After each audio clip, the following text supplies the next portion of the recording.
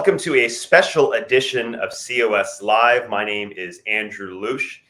In a few moments, we are expecting a hearing from the Idaho Senate Judiciary and Rules Committee considering our Article 5 application calling for a convention of states.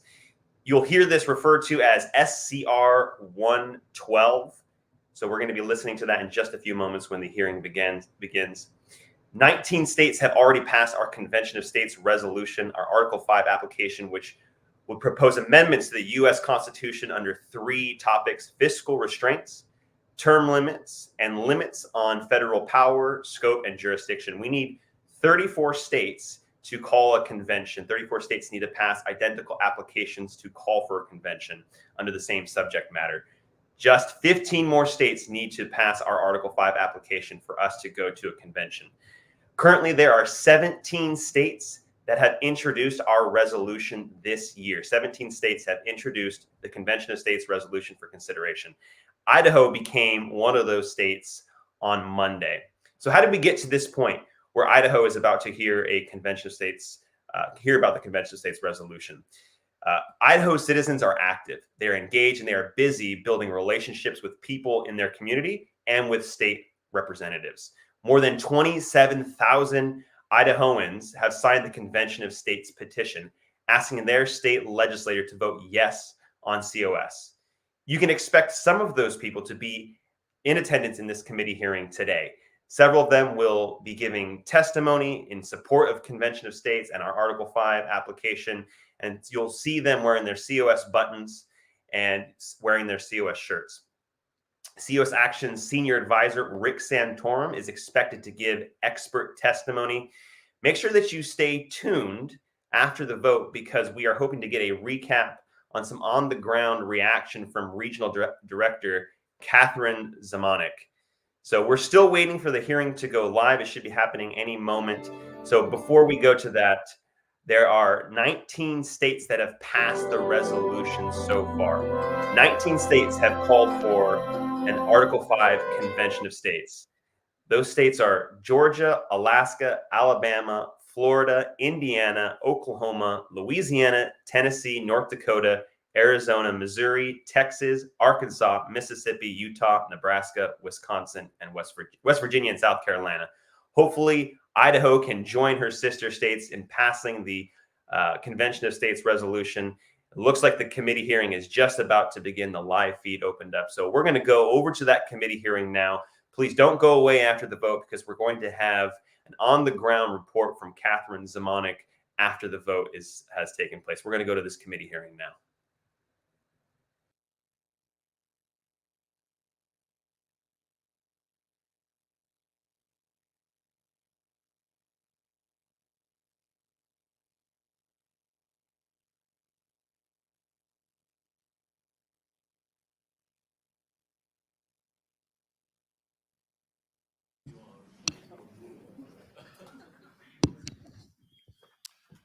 Okay.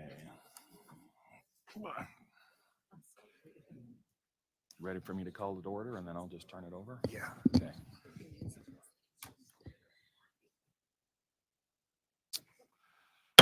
Well, welcome everyone. We're going to call the Senate Judiciary and Rules Committee to order. We do very much appreciate everybody being here with us today. We do have a little bit of overflow in the Lincoln Auditorium. There might, I don't know if there's any seats left. We got a pretty full room, which is great.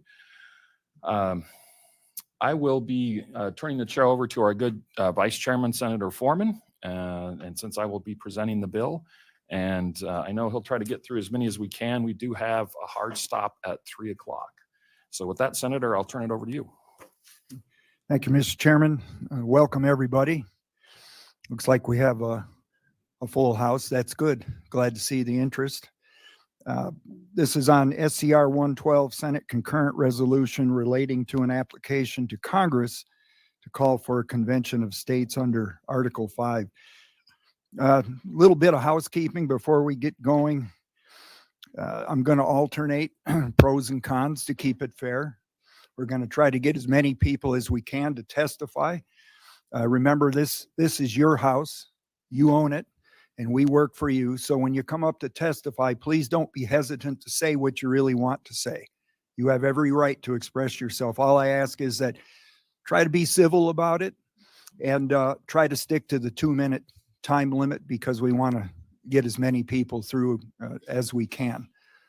So with that, looks like we'll have opening remarks, presentation from Senator Lakey.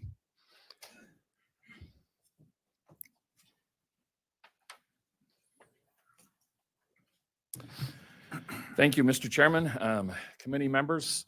It's always a pleasure to be in front of you and with you.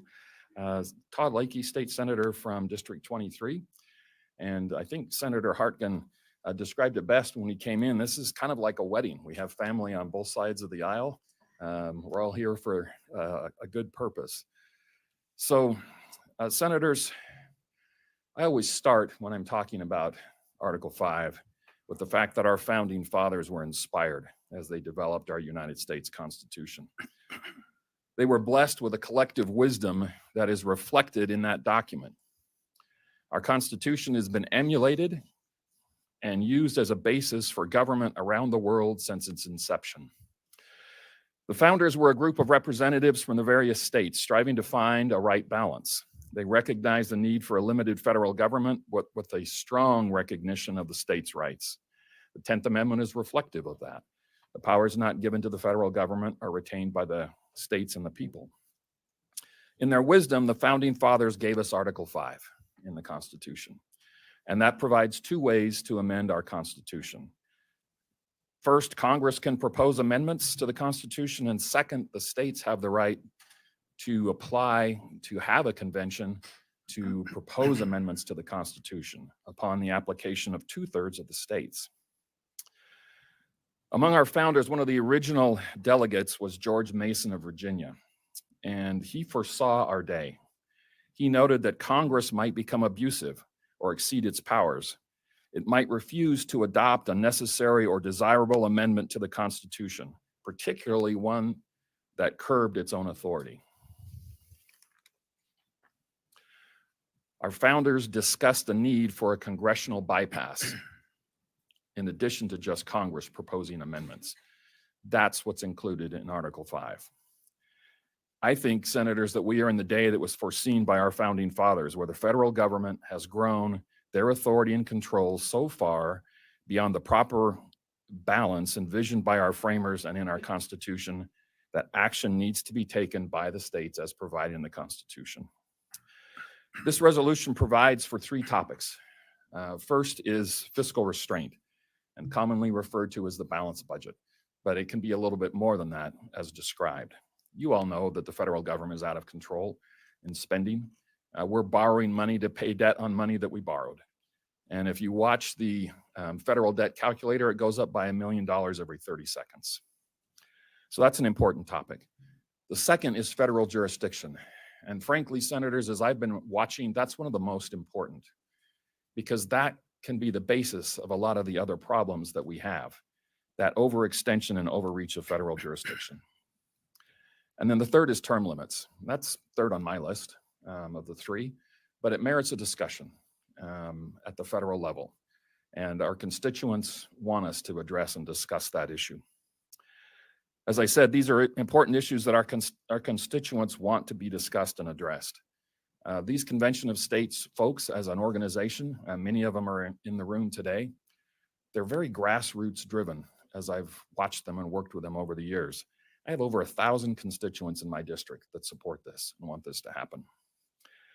Congress has demonstrated the inability to control itself and take corrective action, regardless of who's in office. Again, Article 5 provides for the opportunity for the states to exercise that authority that they're granted in the Constitution. Congress can propose amendments if 2/3 of the body propose it. There's still a 3/4 ratification requirement on them. If 2/3 of the states call the convention, we still have to get 3/4 of the states to ratify whatever comes out of that. And that ratification, even the 2/3 is a high bar, but the ratification of 3/4 is a particularly high bar.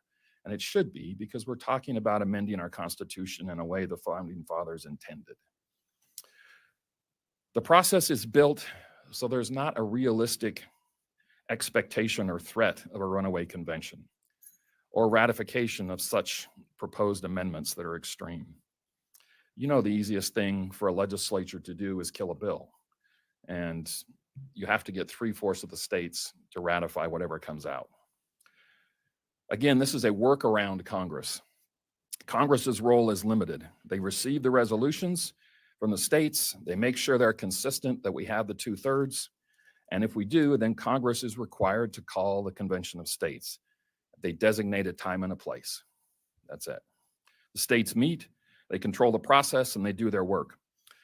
This summer, Senators, I had an opportunity to serve as the chairman of Idaho's delegation to a simulated convention that was held in Virginia. It was myself, Representative Joe Alfieri, and Representative Mike Kingsley. And that experience really solidified my commitment to the 3 topics that we have in Article 5.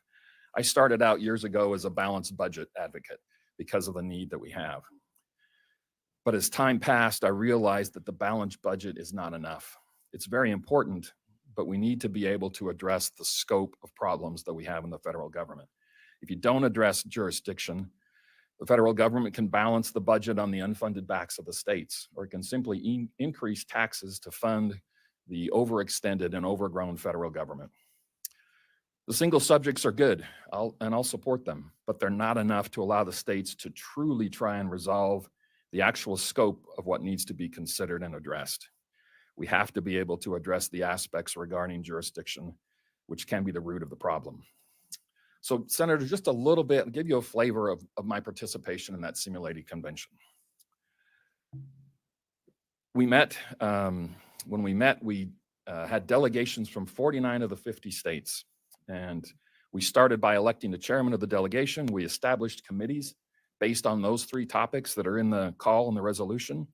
I was on the Fiscal Restraint Committee, and I also was designated to work on a subcommittee that came up with a specific language for the proposed balanced budget amendment. That was ultimately passed by the committee and then adopted on the floor. But there were recommendations from all 3 committees that came to the floor. The delegates held each other accountable throughout the process. All proposals were debated. There was lively but respectful debate. Several proposals were amended, some were rejected, and ultimately some were adopted on all 3 of the topics. But the delegates took the process seriously. They kept in mind the requirement that we have to have 3/4 to ratify.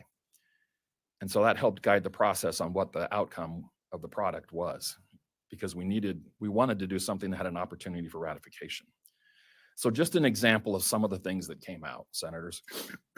I talked about the balanced budget, but on the federal jurisdiction side, we passed a proposed amendment that provides legal standing to the states to challenge the constitutionality of federal action or congressional action. That's a hurdle that states cannot overcome in some cases. Also, a proposed amendment clarifying and narrowing the Commerce Clause and the definition of navigable waters. We fixed the Supreme Court justices at 9. We provided for more state control of public lands, and then we addressed term limits in Congress. Senators, this process was very familiar. It felt very familiar. It ran and functioned very similarly to how we function as a legislature. The delegates consisted primarily of state legislators. So it made sense that the process felt familiar. But we all understood the process and how it worked. I recognize that it was a condensed process. An actual convention would probably be a couple months instead of a couple days. But it was a process that was founded by our framers of the Constitution, and it worked. Our founders were inspired in the development and adoption of our Constitution. We all believe in the Constitution, and our Constitution provides that the states can exercise their authority to call that convention. I don't think hope for change is proven to be an effective strategy, and the problem is getting worse. We need to exercise our authority, Senators, and with that, I'd ask for your support. I'd be happy to stand for questions or let those that want to testify today proceed. Thank you, Mr. Chairman. Thank you, Senator. Committee, any questions for Senator Lakey? Senator Wintrow? Thank you, Mr. Chair and Senator. Just one question. As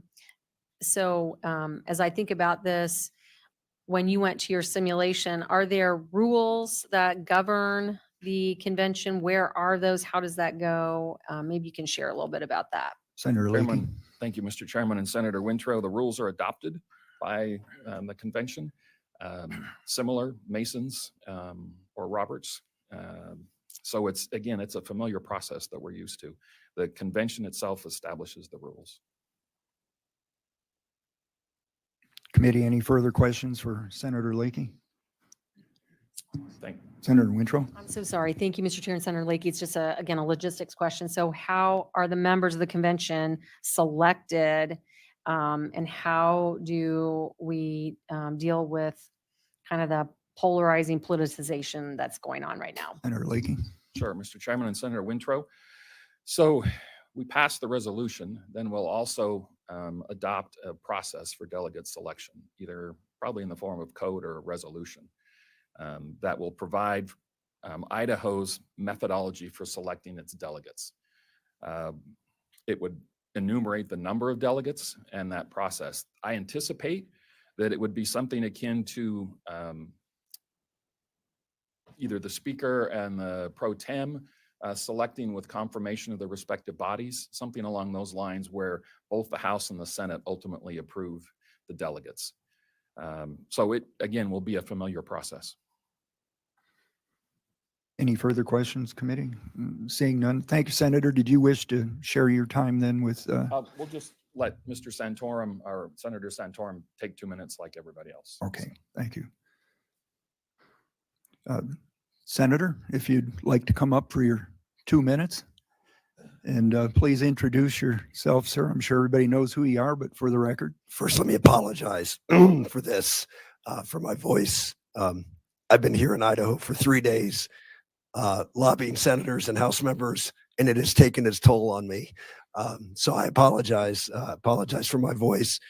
I'm Rick Santorum, former senator from Pennsylvania, and I ran for president and had the opportunity to run for president here in Idaho. And I've signed many pictures of people who were with me at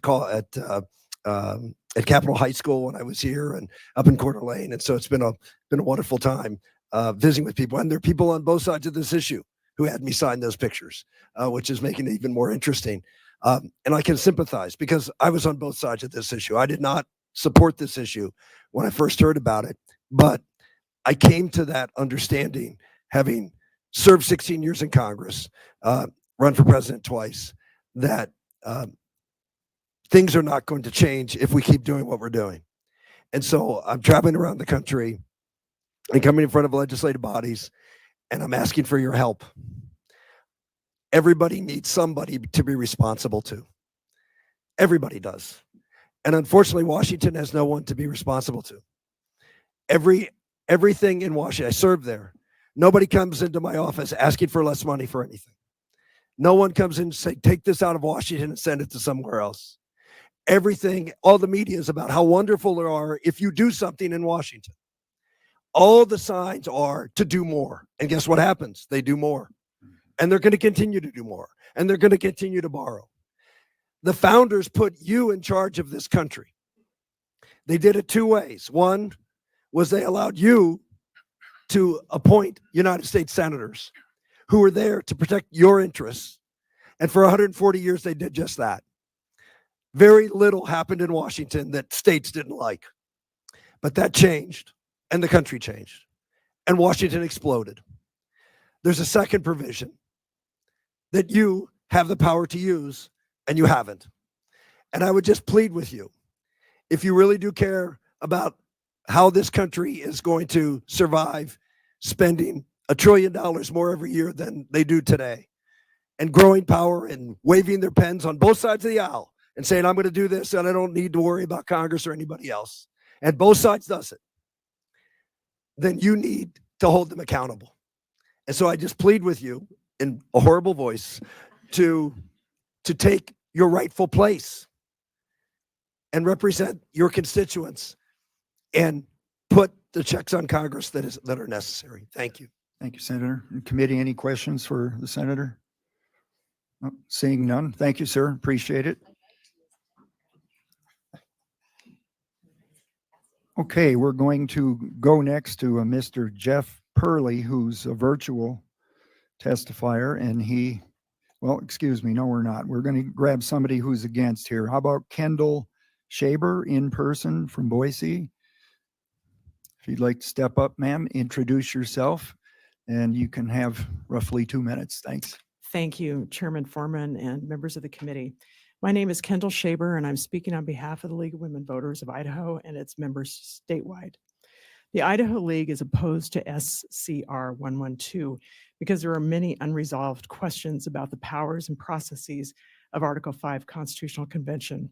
This resolution is dangerous to American democracy and to the U.S. Constitution, which all of you have taken an oath to uphold. Since there is no language in the U.S. Constitution to limit a convention to one issue, the fear of a runaway convention is real.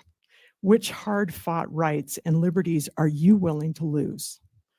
There are no guidelines in the Constitution governing the process. How would delegates actually be selected? How would the American people be represented? What rules would actually apply? How would legal disputes be settled? And how would the influence of special interests be limited so the voices of the people could be heard? There are reasons why organizations as disparate as the John Birch Society, the Eagle Forum, the ACLU, and the AFL-CIO actively oppose the idea of Article 5 Constitutional Convention. Perhaps the late Supreme Court Justice Antonin Scalia summed it up best in 2014 when asked about amending the Constitution. He replied, "I certainly would not want a constitutional convention. I mean, whoa, who knows what would come out of that?" Please say no to the special interest behind this effort to rewrite the U.S. Constitution. Thank you. Thank you, Ms. Shaber. Committee, any questions for the speaker? Seeing none. Thank you, ma'am. Appreciate it. Okay, now we will try for a virtual presenter, Mr. Jeff Purley from Moscow.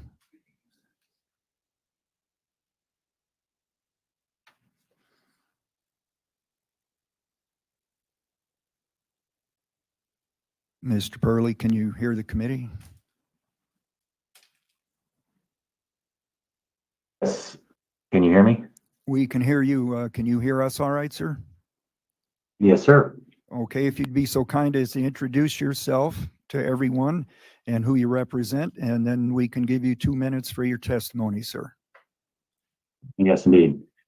I'm representing the Convention of States. My name is Jeff Purley. I'm from District 6, and I want to express my thanks to Mr. Chairman and the members of the committee for allowing me to testify or give my testimony today.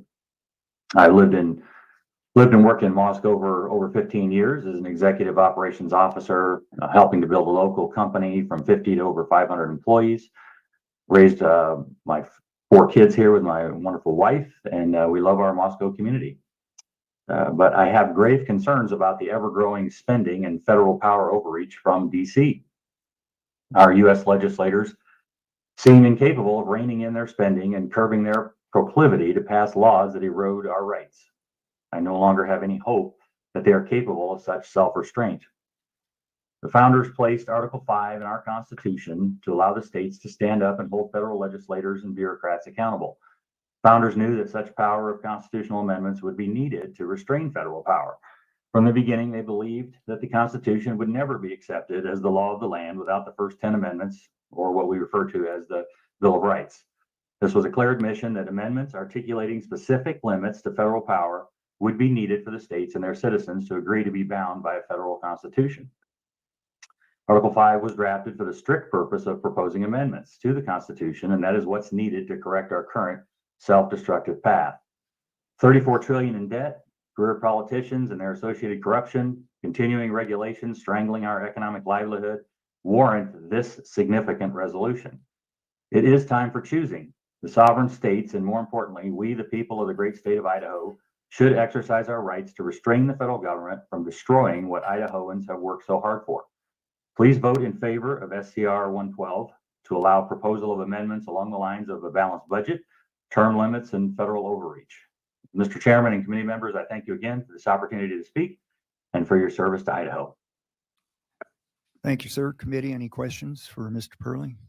Seeing none, thank you for your testimony, sir. Appreciate it. Thank you. Next up, testifying against is McKay Cunningham from Boise.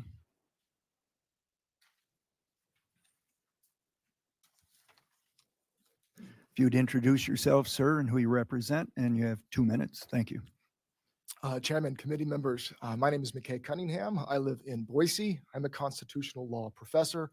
I stand here now to urge you to revisit and to reject this proposal. I think all of us, mostly in this room, would agree that America is in a place of deep, deep divisions at this time period. I've read more than one historian who has suggested that we have not been this divided since the Civil War, and yet one document remains curiously immune. One document has the power to continue to unify a disunified people. It's a document to which all of us lay claim. And so the idea of exposing this document to revision, particularly at this time in our history, through such a conviction as proposed by this bill, is ill-advised at best. Today, we've heard proponents suggest that no, when we get to the convention, it will be limited in its scope. We're just going to add a couple of little amendments with regard to a balanced budget. But I would urge the committee to really look close at the language in this proposed bill, which provides in part that a convention should be called, quote, to limit the power and the jurisdiction of the federal government. Guys, I've been teaching con law for 15 years. Almost every single word in this document deals with the power and the jurisdiction of the federal government. We can talk about all of the Bill of Rights. If you want to talk about free speech, free expression, free exercise of religion, on and on, every single one deals with the power and the scope of the federal government. So this bill doesn't limit the scope of what can be discussed and changed in our Constitution at this convention. It invites wholesale revision of the document itself at the precise wrong moment for doing so.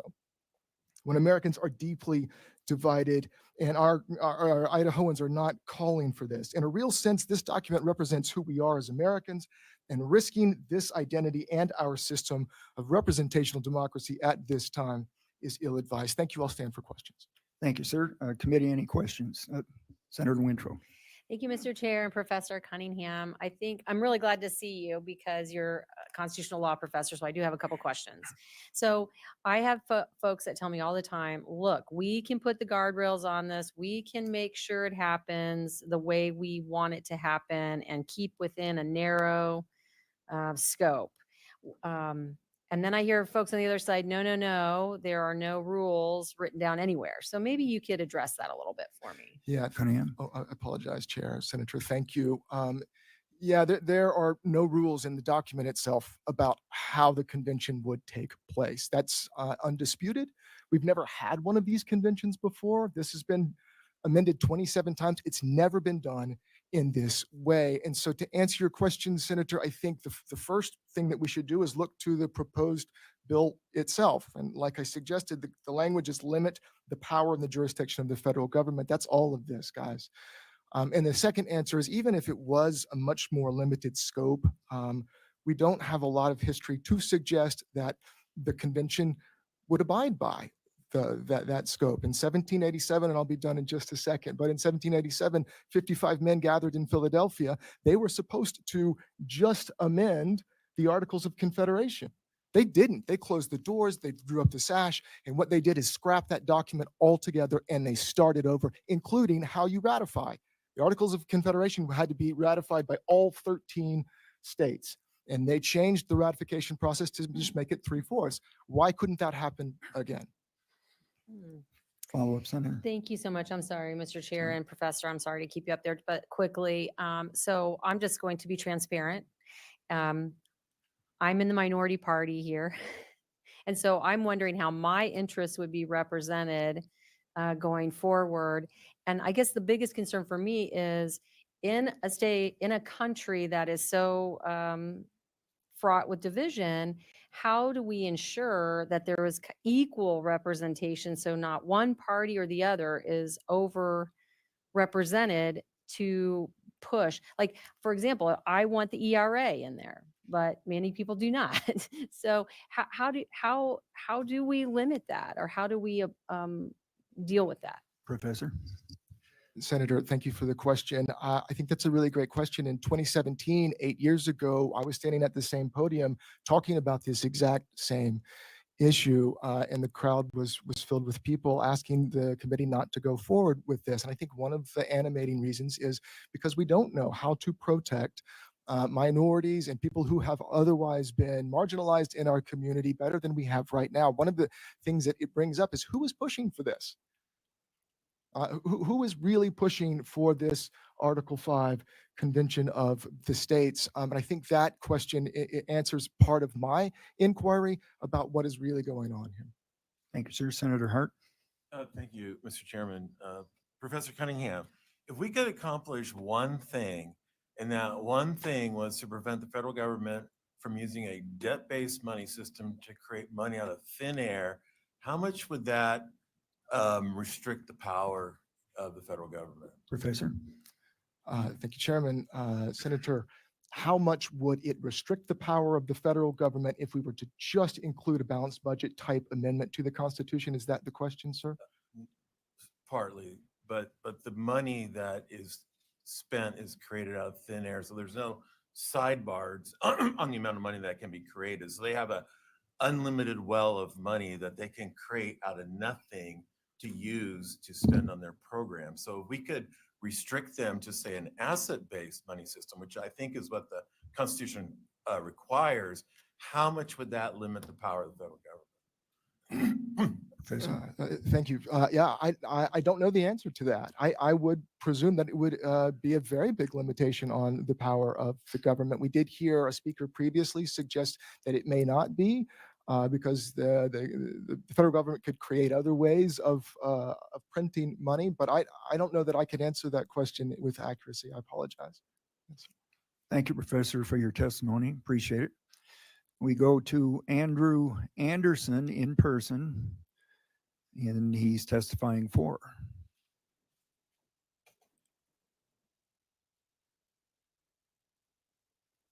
He's most likely in the other room. We'll give him just a couple seconds to come over. Again, that's Andrew Anderson. Looks like troopers are going to check on him, so.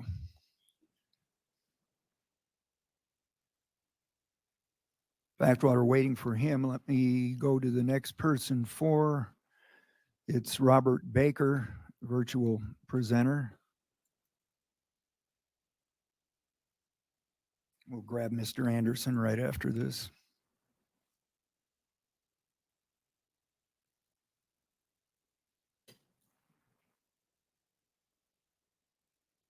Mr. Anderson, we'll grab you right after this current. Thanks.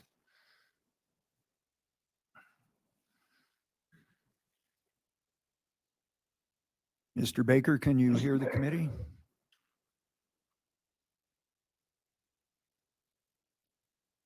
Hi, Mr. Baker, can you hear us all right?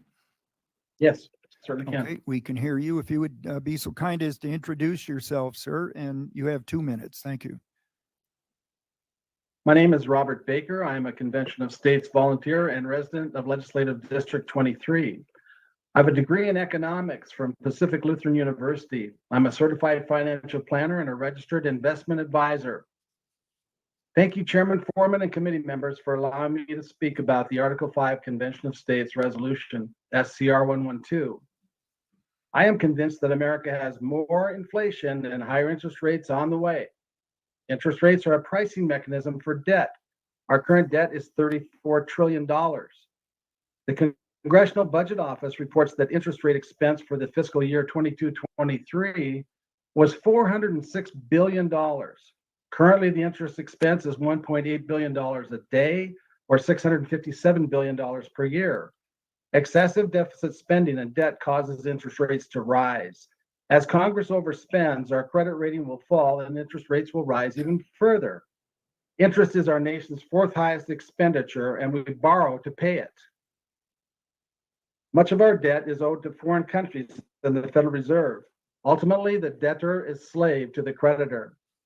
The last annual budget surplus was in 2001. Congress has overspent wildly ever since. In the year 2000, the Great Generation passed on a debt to GDP ratio to us of 55%, manageable. We baby boomers will soon pass on to our children a debt to GDP ratio of 125% and rising. What an irresponsible thing to do. It's time to stop America's reckless overspending. Congress has proven that they are unable to stop the overspending. No one will be able to say we didn't know about the problem, because we do. And no one would be able to say we couldn't do anything about it, because we can. An Article 5 Convention of States will address and solve the issue. Thank you, Mr. Chairman and committee, for listening to my views. Thank you, Mr. Baker. Committee, any questions? Seeing none. Thank you for your testimony, sir. Now we go to Mr. Anderson. Yes. Who's also testifying for. Sir, if you would introduce yourself and who you represent, and we can give you 2 minutes today. Thank you. Yeah, my name is Andrew Anderson. I live in Garden Valley, Idaho. I am here in favor of a convention of states. I'm a native Idahoan, a father, a musician, and a Christian. I've served this state and my community as a corrections officer and volunteer firefighter, and I'm here today because I'm deeply concerned for the future of our great republic, and I would ask that the committee vote in favor of this. I was not aware of the 2-minute timeline, so I'm going to kind of jump around, but I provided a copy of this entire statement. So in the book of Exodus, Moses is told by God to speak to a rock so that it will bring forth water. Moses, instead of speaking to the rock, strikes it with his staff. He used force instead of the words God told him to use. And as a consequence for that use of force, Moses died before Israel entered the promised land. I think that our nation it's already been talked about, the division and the chaos that's occurring.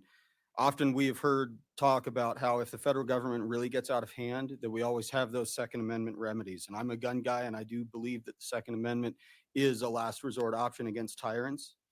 But our founders provided us with another option. And I think that we owe it to our children and to our founders and to the future of this country to give this serious consideration.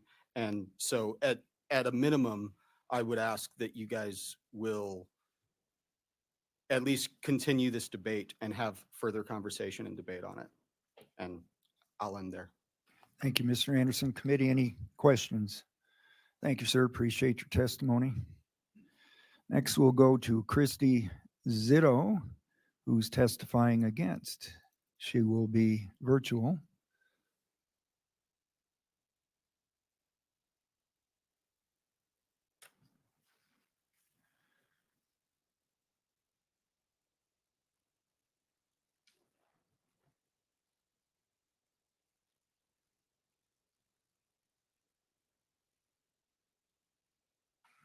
Okay, can you hear me good? We can hear you loud and clear. Can you hear us all right? I can. Thank you, Mr. Chairman, members of the committee. I'm Christy Zito, and I serve as a volunteer political advisor for the Idaho Second Amendment Alliance. Our organization stands firmly against SCR 112. While we do not oppose the founders' intent of the Convention of States, we oppose one being held in the current political environment for a variety of reasons, and in particular, concerns over potential threats to the Second Amendment. Is there a threat to the Second Amendment during a convention of states? The answer is unequivocally yes. California's governor is already trying to propose an attack on the Second Amendment that threatens the Second Amendment. People would ask us, do you believe that 38 states would ratify an amendment that threatens the Second Amendment? Our response is yes. Depending on the wording and what it did, we believe that infringements on the Second Amendment would pass.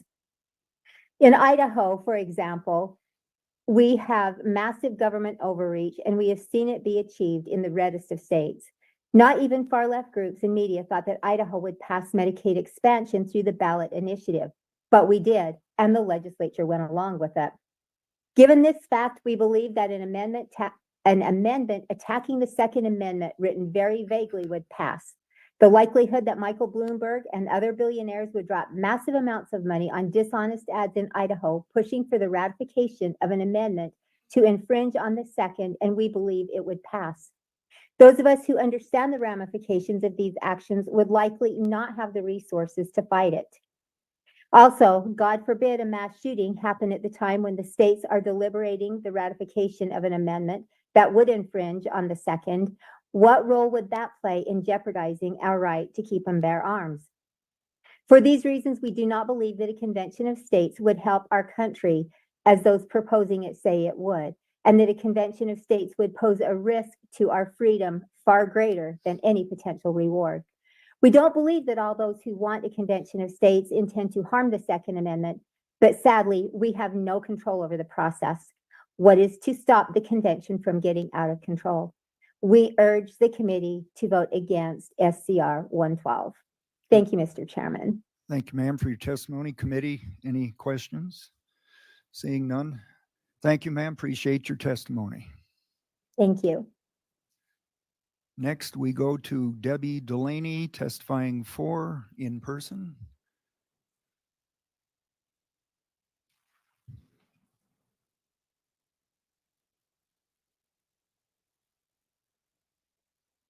If you'd introduce yourself, ma'am, and you have 2 minutes. Thank you. My name is Debbie Delaney, and I live in Parma, District 9. Mr. Chairman and members of the committee, thank you for your service and thank you for allowing me to speak. I taught special ed preschool for 25 years in Wilder, which I loved. Being with the little ones and getting to know their families were my happy place. However, I retired early because the Fed decided I should do paperwork instead of interacting with and teaching kids. My expertise in paperwork is what they thought was important. This is when I began to realize that the federal government was too powerful and we, the people, must take back control of our state and our lives.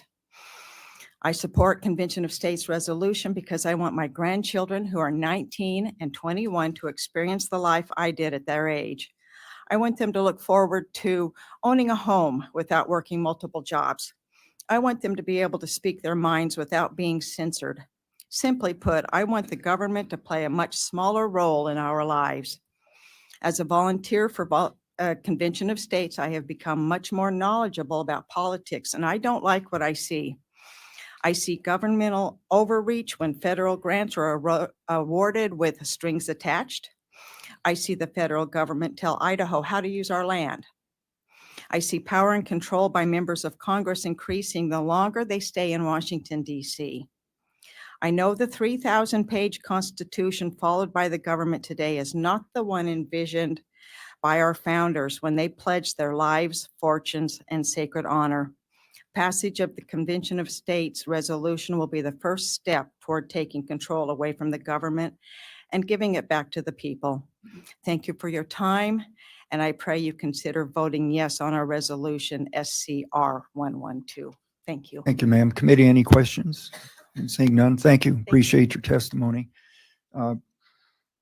Dorothy Moon, I didn't see you on my list, but I know you told me you wanted to testify. Okay, okay. You're next up to testify against. Thank you. Thank you. Chairman and committee, thank you so much for giving me some time. I'm here to speak as the Idaho Republican Party chairwoman and also as an individual who is opposed to the Article 5. In 2012, the Republican National Committee passed a resolution that they stand against the Article 5. I called legal counsel just to make sure, does that resolution still stand? Unless it is repealed, yes, it stands. So as of this moment in time, the Republican National Committee is against this Article 5 or anything similar. I'm not going to go through all the whereases. I will email all of you this resolution for your records. I would just end with the last whereas and the resolved.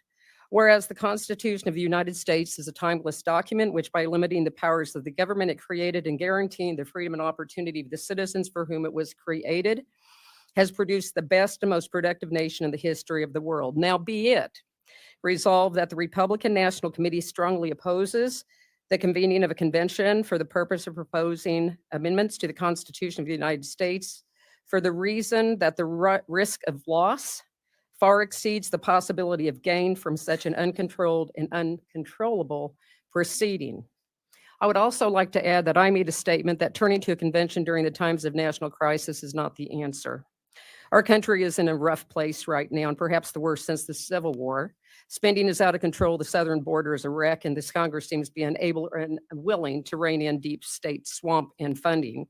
What can we do to save this country we all love? And some look to an Article 5 convention. But the risk of a runaway has been mentioned. But I think one of the big parts I'd like to mention, because I'm going to run out of time, is that next question is, who would we send to a convention of states? Who would be the stalwart conservatives who refuse to give an inch when it comes to protecting our liberties? Or who would be moderates who would be willing to compromise with delegates from blue states to get something done? We simply don't know. We do not have the James Madisons that we had before. And right now is a dangerous time to even endeavor with an Article 5. I stand for questions and I appreciate your time. Thank you, ma'am. Committee, any questions? Seeing none, thank you very much Thank for you, your Chairman and committee. testimony. Appreciate it. Okay, next we go to Tracy Grant, virtual testifier, testifying for.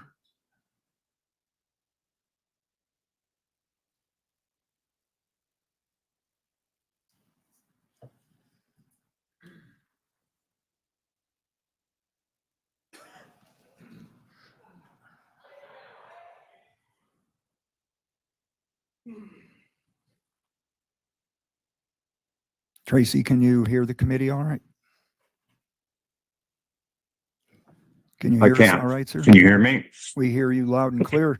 If you would introduce yourself, sir, we can give you 2 minutes for your testimony today. Thank you.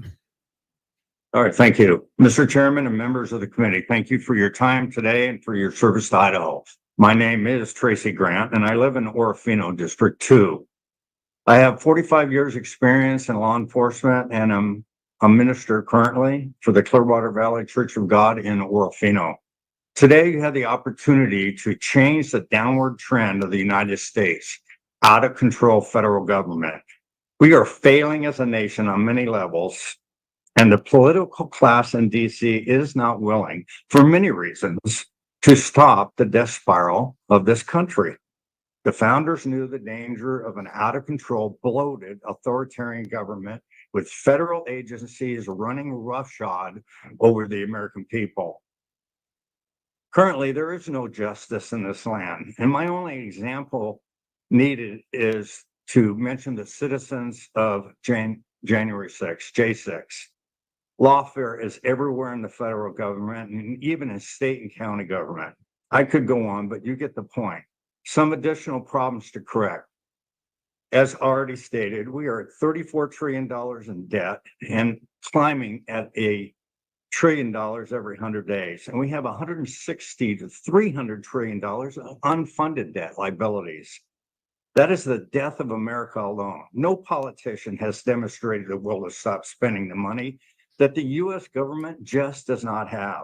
The spending must stop. A balanced budget amendment is needed. Also, term limits for all politicians. The DC political class will never vote themselves out of office. Same for the U.S. Supreme Court, 8 to 12-year terms and then go back home. If you served in DC, you should never be a lobbyist. Stop all insider trading of U.S. politicians. Border states should have the right to enforce their own borders against criminal invaders. All states have the right to deport criminal invaders with state, county, and city law enforcement officers. I am saddened that my state of Idaho has not signed on board yet to an Article 5 Convention of States. Please, for the sake of our children and grandchildren, get on board. Thank you for your time and consideration. Appreciate it. Committee, any questions? Seeing none. Thanks for your testimony, Mr. Grant. We appreciate it. Next, we'll go to Gene Mollenkoff, Moore, in person from Boise, testifying against. Would you introduce yourself, ma'am, and we can give you 2 minutes. Jean Mullenkoff Moore. I'm a resident of Boise County. I am representing myself and my grandfathers, no longer with us, who fought for 10 bloody years for this nation in the Revolutionary War. They would be turning in their graves over the very thought of an Article 5 convention. Article 5 does not lay out the process for a convention.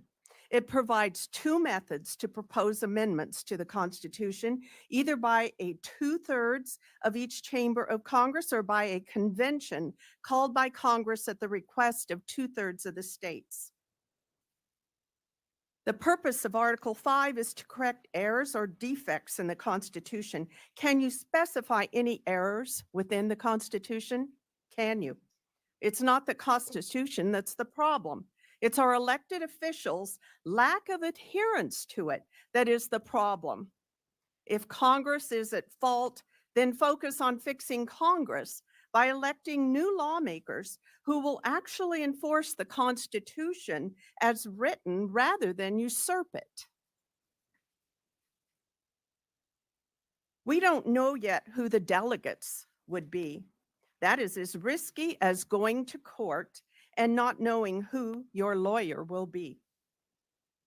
If your state legislature applies to Congress to call a convention and don't know who the delegates will be, do you really want Congress determining how the delegates will be selected?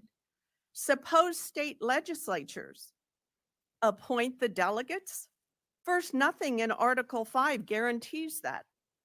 Second, if it was, do you really trust state legislators to represent you at a convention? I, for one, watch closely the voting records of the senators and representatives in our state. And as a conservative, I would not risk our Constitution in their hands. I thank you so much. Thank you, ma'am. Committee, any questions? Seeing none, thank you, ma'am, for your testimony. Next, we are going to go to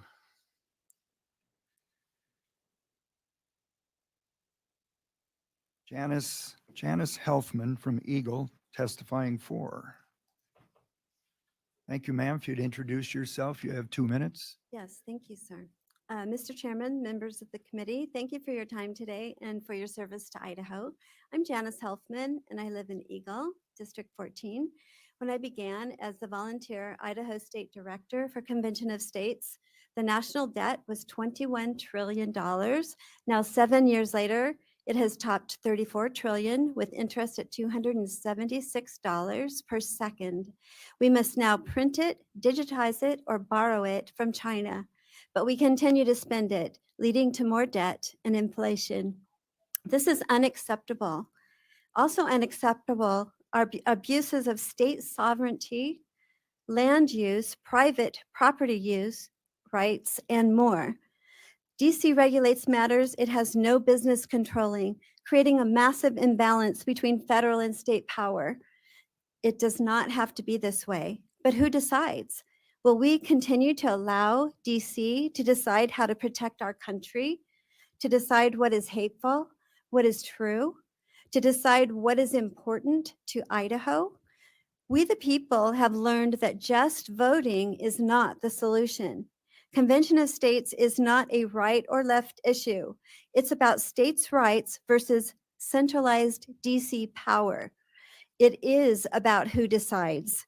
Will it be we, the people, using a system of checks and balances, or the elites who enrich and empower themselves? I don't have children. I'm here today because I'm concerned about what kind of country your children and grandchildren will have. I fear we will fail to use the only legal means to end the tyranny, fiscal insanity, and eternal political careers that will affect their future.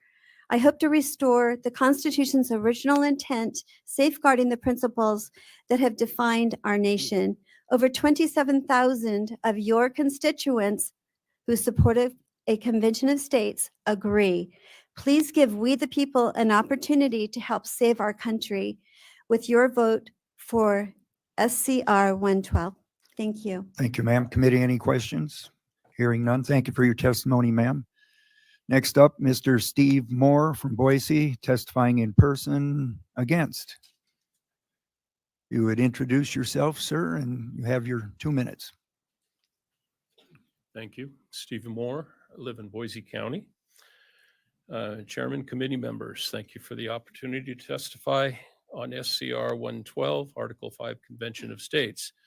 At the Philadelphia Convention in 1787, the delegates from 13 or 12 of the 13 states gathered for the last convention we've had. Many of the delegates admitted they did not follow the authority of their state's commissions. With our country so divided and polarized, how do we know that any instructions given by the state will be followed by the convention or at the convention? How can we, the people, be guaranteed that the convention will not throw out our current constitution and write a complete new and opposite constitution? Would we continue to enjoy the Second Amendment? Better yet, would we have the First Amendment at all? Exactly who will represent Idaho? How many citizens will be elected or appointed? How much influence would some have over the participants? These are questions that aren't answered in the convention. Don't be fooled. I don't believe that the good intentions will be followed, as there are many devious forces out there ready to change our Constitution into a worthless piece of paper, limiting the citizens to government-granted rights, not our God-given rights granted by the Declaration of Independence. Please vote no on SCR 112. Thank you, sir. Committee, any questions? Hearing none. Thank you, sir. Appreciate your testimony.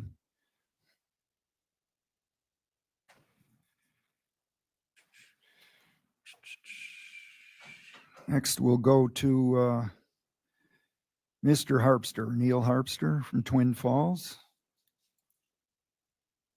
If you could introduce yourself, sir, and you have 2 minutes for your testimony.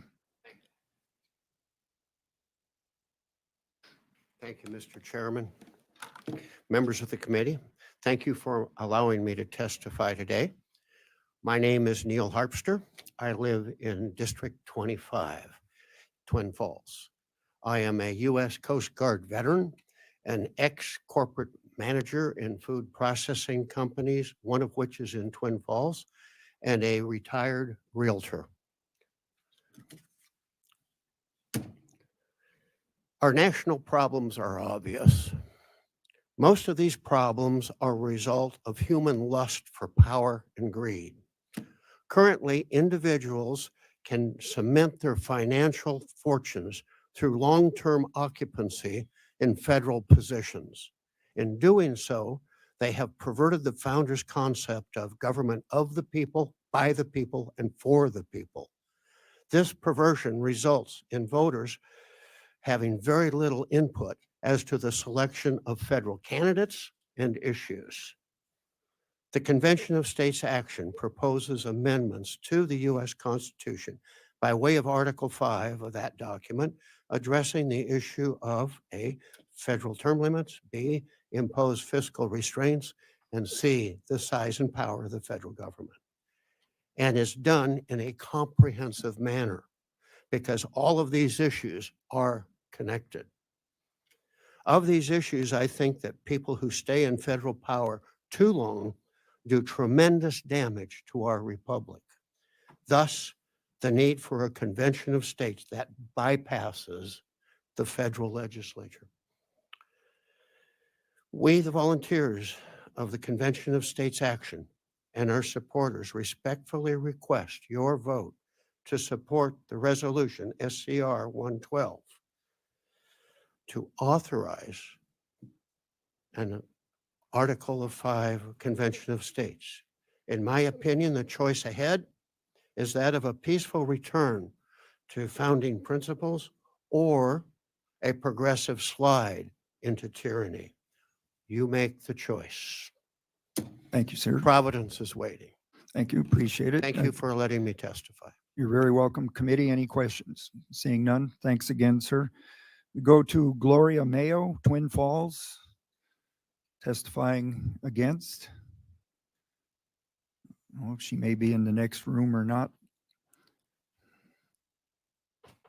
So while we're waiting, we will go to Daniel Murphy in person from Boise against. Welcome. Thank you. You get set up first. Okay, if you would just introduce yourself when you're ready, sir. Okay. Thank you, Chairman and committee.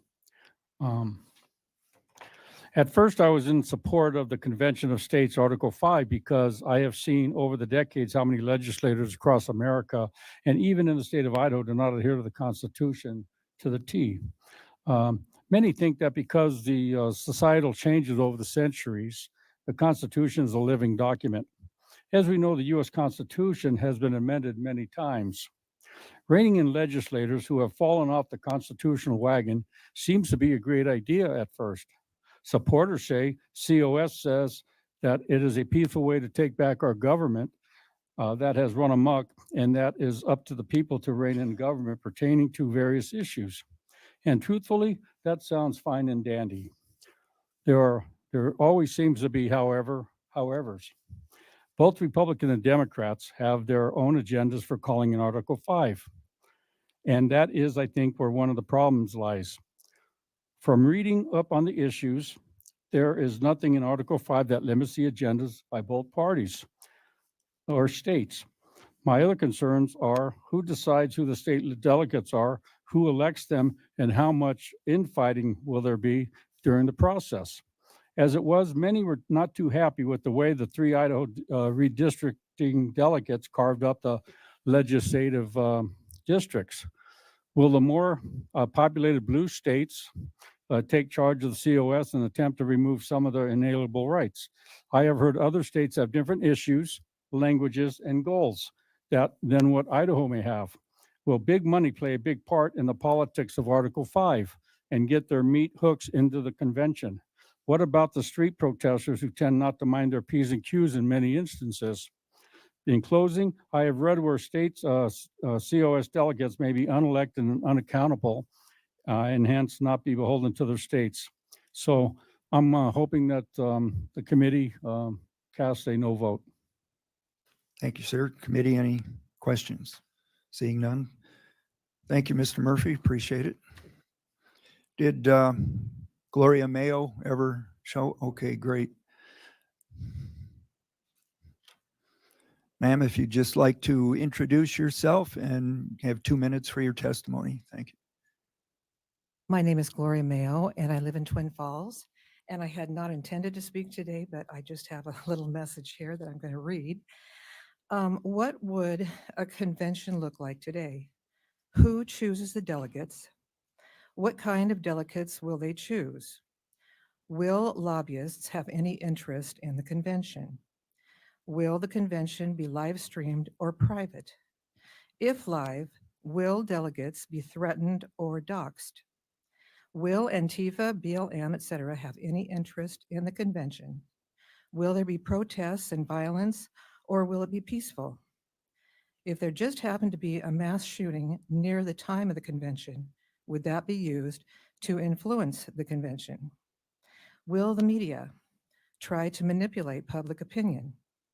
Would Russia, China, or the United Nations have any interest in the convention? So I would just encourage people to really think very seriously about these questions. Thank you. Thank you, ma'am. Committee, any questions? Thank you for your testimony, ma'am. Next, we go to Mr. John Green from Star, testifying for. If you would introduce yourself, sir, and you have 2 minutes. Certainly. Thank you, Mr. Chairman and members of the committee for giving me a chance to speak. My name is John Green. I live in Star, Idaho. I'm a retired engineer and a volunteer with the Convention of States movement. I have 2 grandchildren, and I'm getting increasingly concerned about the America that we're leaving behind for them. Our federal government is clearly out of control. We've amassed $34 trillion in federal debt.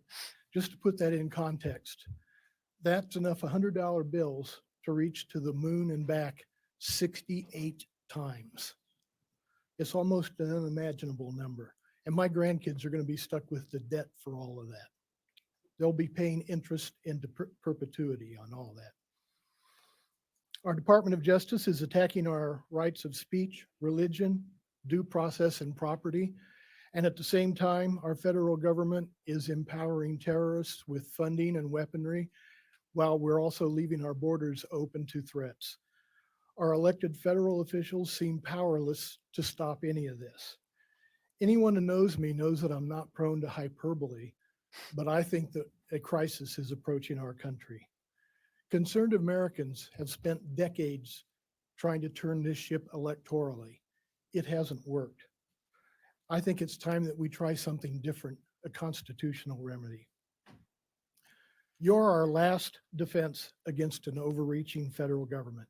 Our founders understood the possibility of the crisis we're approaching, and they gave you the means to provide to hold the federal government accountable.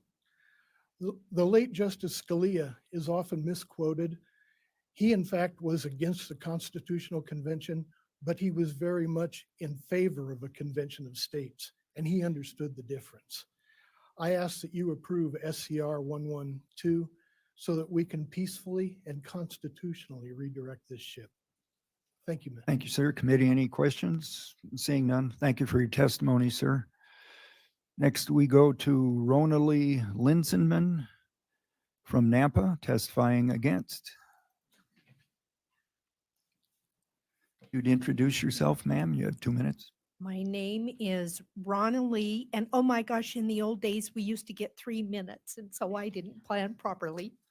Linsenman, and I do live in Nampa. And I want to start by saying that there have been accusations that George Soros and a lot of the globalists aren't involved in any of this. The Young Turks, the Wolf Pack in California, they got them persuaded to the gun control. They also got Vermont to go for part of their version of a constitutional convention. And George Soros, in his book, The Age of Fallibility, he said that the United States sets the agenda for the world. They're setting the wrong agenda. The global problems, which solutions require international cooperation, and we don't do that. So changing the attitude and policies of the United States remains my top priority, says George Soros. If you think he is not going to be messed up in the middle of all this, I wish you'd change your mind. And in the Article 5 book, it says there is no risk, but that same author, Rob Nettleson, he also wrote a book called Amending the Constitution by Convention. And in that book, it's quoted as saying, of course, abuses of the Article 5 amendment process are possible, and the possibility must be viewed against the clear and present danger to individual rights and the freedoms of doing nothing. So doing nothing is the mantra of the Article 5 gang. What are we going to do? We can't do nothing. Well, I say there is things you can do, and I was also concerned about the tone, the language in some of what they did. Mr. Santorum there's an audio video or an audio on Business Insider, July 2022. And in there, he goes with how dare you not Ma'am? try. Ma'am, if you could please refrain from any personal negative okay. information Well, towards he anybody. was in the audio. Thank you. Sorry, I didn't know. He was in That's the all right. audio, and so I won't. Okay. Well, anyway, so there are quotes, and I would provide that audio to you so that you could go listen to it. It is very interesting, and conventions can get messed up.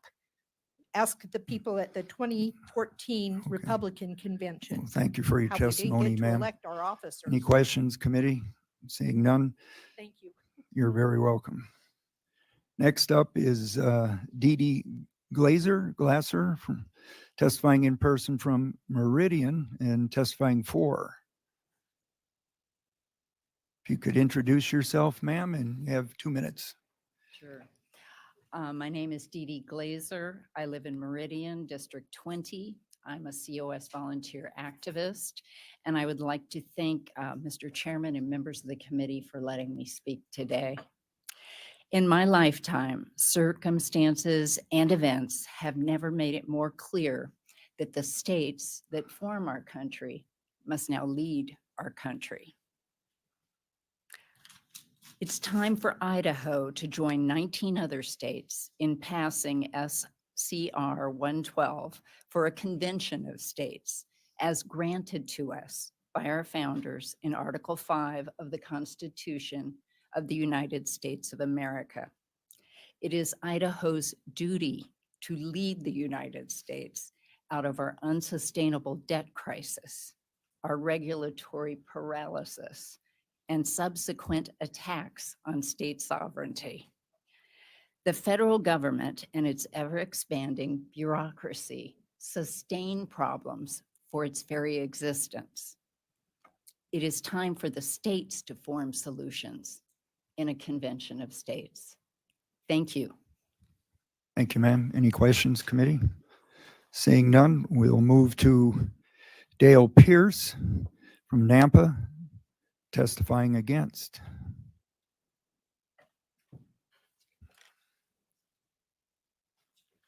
If you could introduce yourself to the committee, sir, and you'll have 2 minutes.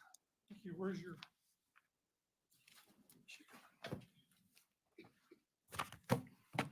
Mr. Chairman, members of the committee, I am Dale Pierce from Nampa, Idaho.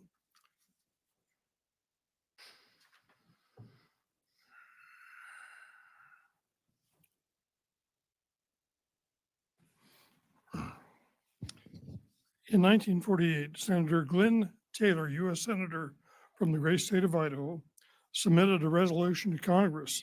He called this resolution the primary draft of the world constitution. It reads, "We would have to sacrifice considerable sovereignty to the world organization to enable them to levy their taxes to their own right to support themselves. Iniquity and war inseparably spring from the competitive anarchy of the nation states. Therefore, the age of nations must end and surrender their arms to the new federal republic of the world. We cannot perceive what evil lurks in the hearts of men. We do not have to give them the opportunity in a constitutional convention to act on it. There is nothing in Article 5 that allows the states to impose any limitations over their convention delegates. It is Congress who shall propose amendments to the Constitution. And that means people like Nancy and Mitch and some of those others. Hawaii submitted a resolution to Congress to remove our Second Amendment from the Constitution. They didn't realize that the first sentence in the Bill of Rights reads, "Congress shall make no law respecting or prohibiting the right to carry and keep arms, that those rights shall not be infringed." America's Constitution has weathered every storm, endured every depredation, and she is our safe haven in this storm, never faltering and forever prevailing. Our elected and appointed officials should be true to their oath to defend and protect our Constitution against all enemies, foreign and domestic.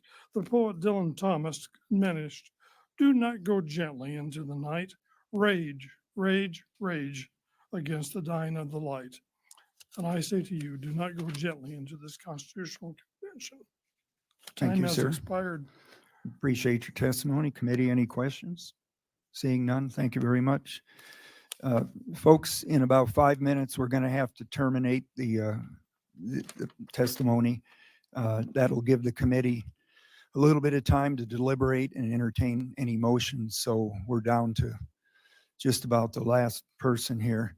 Chairman, I was the third first name on the first page. Okay. Person into the room. Ma'am Pennington confirmed I did register yesterday at 1:20. Okay, what's your name, sir? Walter Donovan. Would you like to come up and testify? Yes, thank you. Be my guest, sir. My name is Walter Donovan. I'm a retired Brigadier General, U.S. Marine Corps, where I was the senior lawyer in my last few years, and then a prosecutor for 12 years. I'm in Boise 27 years in District 16.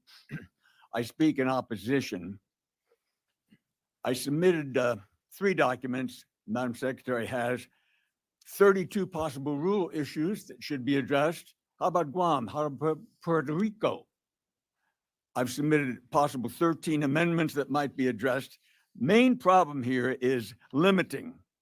It's almost like the proponents who are pushing for this thing, they're treating this like a neighborhood picnic where they decide hot dogs, no hamburgers. The convention is a convention of all the states. Even if 3/4 of the delegates agree to address only these 3 areas, how about the 25%? You better accommodate them, be patient. It would be prolonged, and there's a potential of violence because a society has dramatically declined since the days of Eisenhower. Violence, violence, disrespect, people who don't think they have to respect for anything. Thank you for listening. Thank you, sir. Thank you for your service. Okay, we have time for one more. Testifying for it'd be Joanne Maycomber in person from Eagle. If you'd come up and introduce yourself, ma'am, and you can have 2 minutes. Mr. Chairman, can I ask a question? How many more people are signed up to testify? I have to do a quick count here. I've got 8 on the computer. I don't know how many of those are here. Anybody in the crowd? 8, 9, 10, Well, 11, 12. Mr. Chairman, I'd like to make a motion that we hold this in committee for till our next meeting, and that we allow more testimony at our next meeting, and then we deliberate at our next meeting on this measure. Okay, can you hold that motion until after we get our last? Thank you, Senator. Please introduce yourself and go ahead, ma'am. Thank you, Mr. Chairman and members of the committee. Thank you for allowing me to speak, and thank you for your service to Idaho. My name is Joanne Maycomber, and I live in District 14, Eagle. I am a mother of 4 and grandmother of 4. I am here speaking on behalf of my family and am one of the millions of baby boomers essentially responsible for the hundreds of thousands of dollars that my entire family will have to pay in the future due to my inattention. According to our forefathers, James Madison and James Wilson, we are thieves because we have not paid off our debt in violation of Article 1, Sections 8 and 10 of the U.S. Constitution. Our forefathers debated and decided the exact powers of Congress and defined those few powers that Congress has, leaving the many other powers to the states. The General Welfare Clause has become a loophole for Congress to benefit individuals at the deficit of everyone else, including the states, and has been used to basically bankrupt our country. In 1999, we came one vote short of a balanced budget, and now we are at that point that a balanced budget is impossible in the short run, but being fiscally responsible is still possible to eventually balance the budget in the long run for our children and grandchildren. I am here to ask you to support an Article 5 Convention of States, which will tell Congress that we are not supportive of their overspending and overreaching actions and require them to return states' rights to the states and limit federal involvement in areas for which they are not authorized. In that way, we can eventually balance the budget and bring sanity back to the United States. It is such a time as this that you are asked and being called on to take historic action. You will be remembered as changing the trajectory of this country as this effort gains traction. Thank you for your consideration of this historic resolution. Thank you, ma'am. Appreciate your testimony. Senator Hart, go ahead with your motion, please. Okay, Mr. Chairman, I make a motion that we hold this in committee until our next meeting, and that at our next meeting, if the public wants to weigh in and testify more and people sign up, that we have more testimony at our next meeting. Okay, committee, do we have a second? Seeing none, the motion dies for lack of a second. Okay, folks, unfortunately, we are out of time. We have time left for Senator Lakey to give his closing remarks. Thank you, Mr. Chairman, committee members. I'll try to be brief, knowing we have limited time. Again, Todd Lakey, State Senator from District 23. Senators, there was question about how the delegation would be selected. And again, this is a state process. This goes around Congress. The states get to decide how their delegations are selected. And I think it will be such that we have both bodies approving that. But that's something that we will address as a legislature and make that decision on how our delegation is selected. And that decision would be approved by both bodies. We also have the ability to put the limits on our delegation and call our delegation back or a member of the delegation back if they're not following the directives from the legislature. We can incorporate that into our instructions to the delegation. There was discussion about unity and disunity, senators. 2/3 of the states agreeing on 3 topics. That's a very large degree of unity. 3/4 of the states agreeing on a potential amendment or amendments to the Constitution. That is a very great degree of unity that would be demonstrated in our state and in our nation. The founders were very familiar with the convention process. That's why they put this into Article 5. They understand that groups, delegates from different states meet, they set their rules, they address the issue that's before them. It's correct that an Article 5 hasn't been called, but there's been conventions for other purposes, convention of states for other purposes, which is different than a constitutional convention compared to some of the comments that you heard today. But they had experience with it, they're familiar with it, and it worked similarly to the simulation that I went to. It functioned like a legislature. There were questions about who's pushing this. Senators, the grassroots folks are pushing this. That's what you heard. That's what this convention of states group is about, the grassroots. Senators, I would say that Congress has demonstrated their inability as a collective group to rein themselves in. I love our senators that we have in Idaho, but there's an entire Senate and an entire Congress that has to rein itself in. And when they're not doing it, which is what we have now, the states have the ability to call this convention one vote, one state. One vote, one state. We have the ability to affect change in that manner, not multiple congressional representatives from California.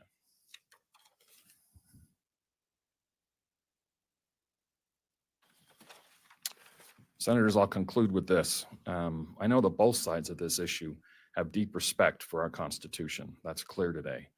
But our founding fathers were blessed and they were inspired in putting Article 5 into our Constitution.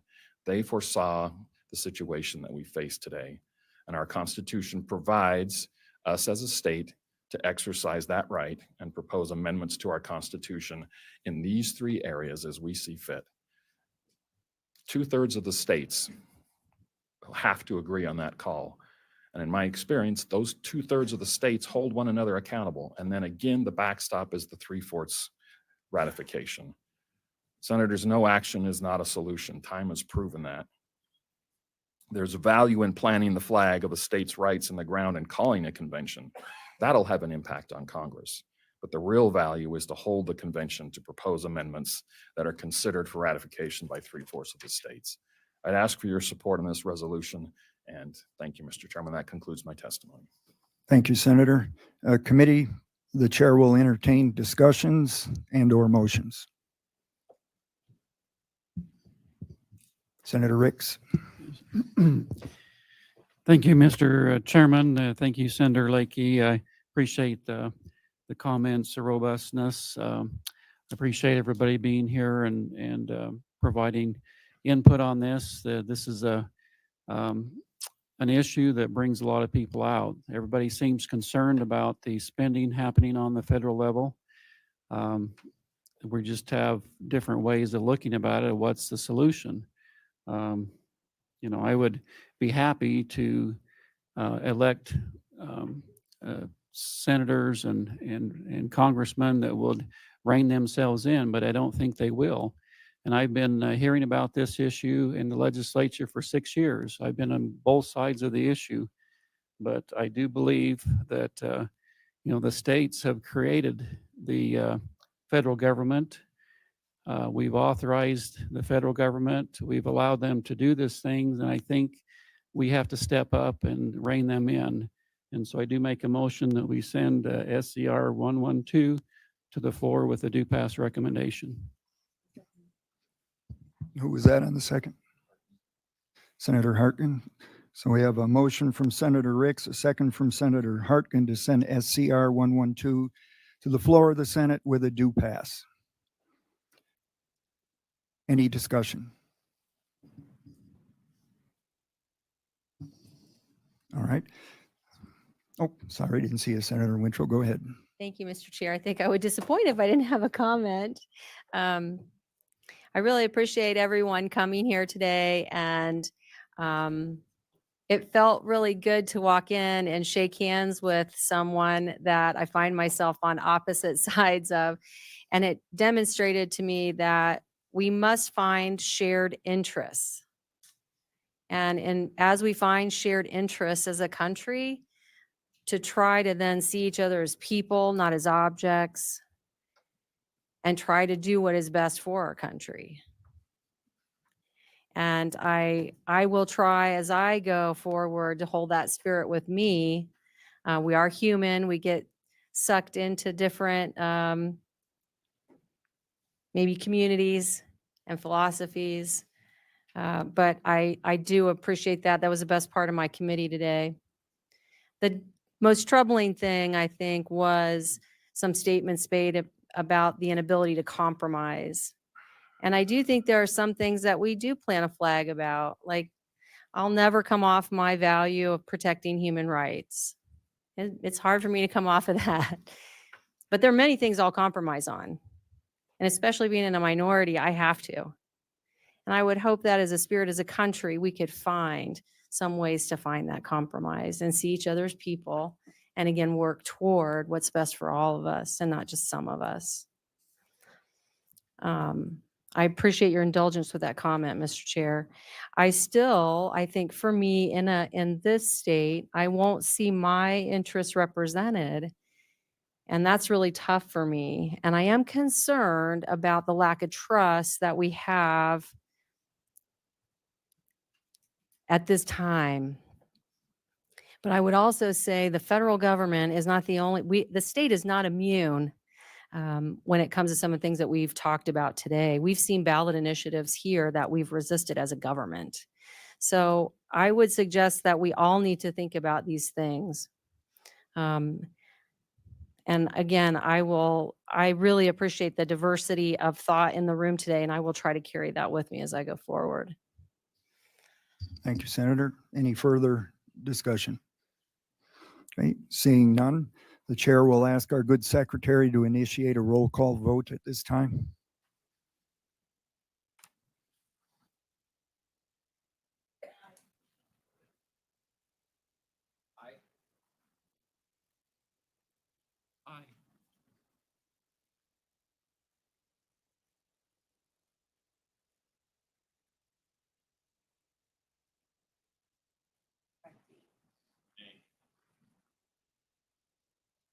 Aye. Aye. Aye. Okay, the motion carries, and SCR 112 will be sent to the floor of the Senate with a due pass recommendation. Everybody, thank you for your testimony. Thank you for your interest and for showing up today. The committee is adjourned.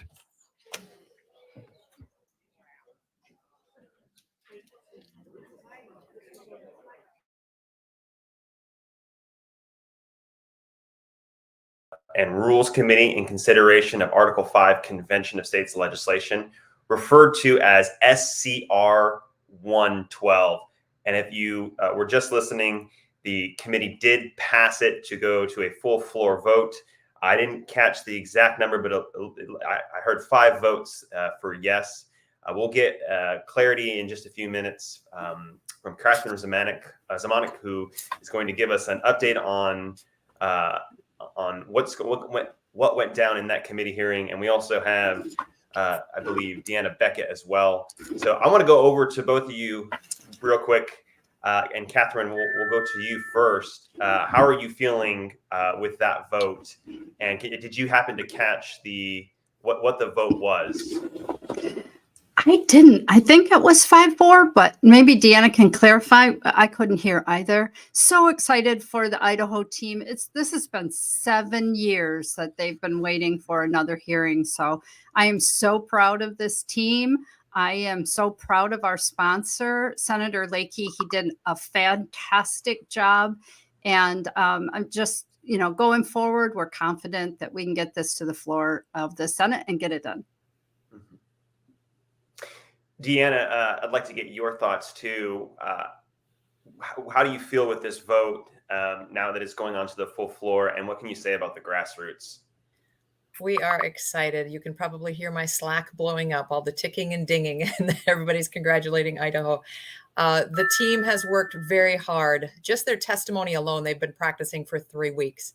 And it's just great to see the professionalism, the training that we gave them, that they took upon themselves, and where they're going forward is expecting I'm prayerfully expecting a yes vote on the floor and then on to House committee so that we can continue this amazing testimony.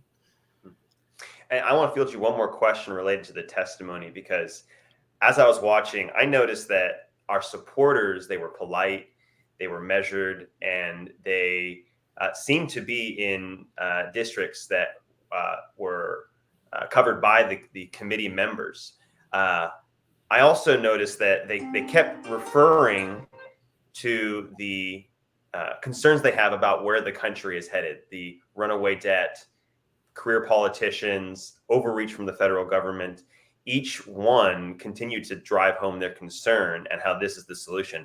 Now, on the other side of the coin, our opposition, they kept pointing to the concerns they had about rules, concerns they had about delegate selection, all of these concerns about rules and process, and they seem to completely just sidestep all of the problems that are happening right now in our country with debt and spending and so many other things. I mean, can you just comment a little bit further on all the time that went into preparing this testimony? Because it seemed to go very, very well for our supporters, and they just seemed so professional. Absolutely. They were happy warriors. And like I said, weeks of practice. I believe they watched the Massachusetts testimony, the Ohio testimony, and we broke it down step by step, all the nuts and bolts. And with a little bit of Toastmasters expertise, got them practicing. We read it out loud 3 weeks in a row, late nights on Zooms together.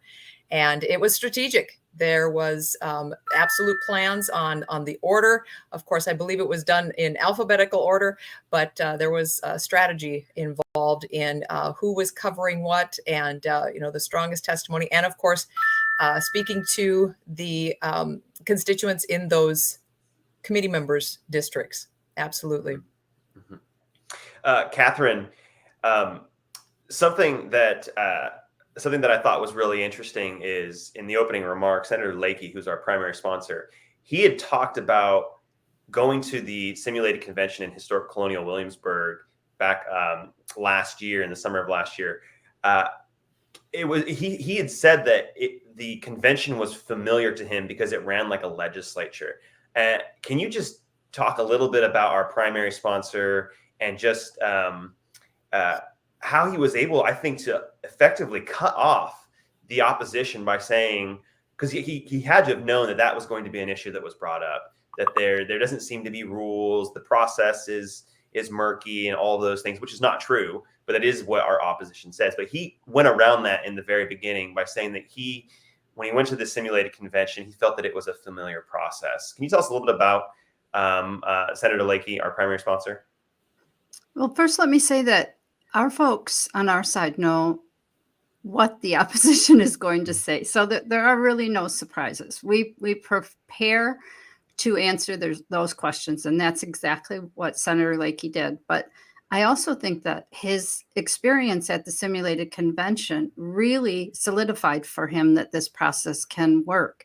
He was passionate about Article 5 and the Convention of States movement. As he mentioned, he was more of a balanced budget guy in the beginning, but he recognizes now that it's going to take more than the balanced budget and that it is a structural problem. I got to observe Senator Lakey at the simulated convention. He was asking questions of his colleagues there. He was a leader. He worked on the subcommittee to get the fiscal restraint. So he really saw the process in action. And I think that for him, it was like the light bulb went off. Wow, this can work. we can do this. And so ever since then, he's just been a strong supporter, working with his colleagues to help them to understand. And, you know, it hasn't been easy in Idaho. We understand who our opposition is. We heard it, right? We heard the folks both on the progressive side and then also on the John Birch side, standing together on this. And it's all about education. So once, like Rick Santorum did, once you get yourself educated, that's exactly what Todd Lakey did. He educated himself on how this works, and now he's a true champion for us. Deanna, were there any moments that stood out to you during the debate? I wrote down a couple of notes from Senator Santorum, and I liked how he mentioned that Washington needs to be held accountable. So in his rough voice, he still came through with passion. And Washington needs your help. He was talking to the legislators. I liked how he was pleading with them and encouraging them to take their rightful place. And in addition to Senator Santorum's speaking, was also mentioned that we are sovereign states, and the states that form our country must lead our country. And one of the questions was, who is leading this? That came from the opposition. Who is leading this? Well, it's the grassroots. And I was even watching the feed in the Rumble live feed, and the grassroots are running this. There's some of the people that were mentioning in the feed that they have been on board for 10 years, and I appreciate all of their service. And we keep the fight up. Catherine, what's next what's next in this process that we just passed in the Senate Judiciary and Rules Committee? Where do we go next? Well, we do move to the full Senate floor vote. We also anticipate that we have a lot of support on the House side, and we've got a great sponsor over there. And I'm hearing the number of co-sponsors is growing every single day. I think this committee hearing will only help with that. They will see that the Senate has the courage to do this. The House will get on board as well. So things are looking very positive for Idaho. Well, things have been very positive this entire legislative session so far. There was a recent victory in Iowa. There was passed the full committee in Iowa, now passed in Idaho out of the committee. It seems like there is momentum building across the nation for a convention of states. What is your call to action, Catherine, to people in your region, also people in Idaho? What's your call to action? And then Deanna, I'll field the same question to you. That is such a great question, and thank you so much for asking. So right now I have 3 really hot states, Ohio, Iowa, and Idaho. And if you live in one of those states, please go to conventionofstates.com and take action. The team will be waiting for you. They will call you. They will get you started. So if you aren't yet on one of those teams, please reach out and they'll be happy to get you connected, whether you want to be a volunteer activist, a district captain, whatever it is any way you can serve the needs of that team, they are waiting for you to click that button and join the team. Deanna, same question to you. Same questions, almost the same answer. I don't have as many active states as Catherine, but we've got a couple active states right next door to each other. So Idaho is the forward front runner, and Wyoming, their neighbor, has filed both in the Senate and the House. They are pushing forward leadership in both the House and the Senate, want to bring this forward, and they are active. So yes, go to conventionofstates.com, get involved with the team, take action. Sign the petition and get involved. Well, thank you so much. We are blessed to have 2 wonderful regional directors who are helping out the Idaho team, who are forwarding the movement, and who are really just happy warriors in the fight for liberty. So thank you both. Thank you to both of you for joining me and for spearheading this in Idaho. We are all going to be praying that this will be successful on the floor. And then, of course, that Idaho will then be one of the states to pass this year. And can I add one more thing about Senator Santorum? I just want to give a big thank you to Senator Santorum for his work out in Idaho. Talk about a happy warrior. He has worked so hard out there. And, you know, when I heard he had laryngitis today, I just got on my knees to pray that he would have a voice. But there's just so much credit that goes to him and working with these legislators out there. So bravo, Senator Santorum. Congratulations. Mhm. Absolutely. COS is so blessed to have a happy warrior like Senator Santorum. Well, thank you so much. It was a pleasure speaking with both of you, and congratulations to both of you as well. We'll see you out again as we go forward in the fight for liberty. Excellent. Thank you. Thanks, to our Andrew. viewers. We're going to sign off. You've been watching a committee hearing in Idaho, a hearing in the Senate Rules and Judiciary Committee, and they passed our resolution SCR 112 out of committee, and it now goes to the Senate floor. Thank you so much for tuning in. We got a country to save. So if you have not joined the fight yet, go to conventionofstates.com, click on the Take Action page, get involved in this fight. This is a noble fight, and we need patriots just like you on the front line. So go to conventionofstates.com, click the Take Action page. Well, friends, we have a country to save, so it's time for us to get back to work. We'll see you next time.